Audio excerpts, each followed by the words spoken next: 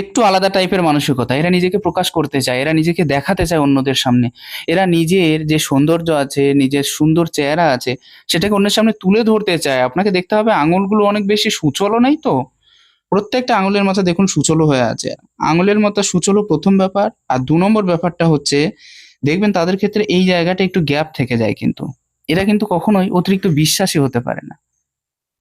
এমনকি প্রেমের ক্ষেত্রে এরা যে কাউকে ঠকিয়ে দিতেও পারে।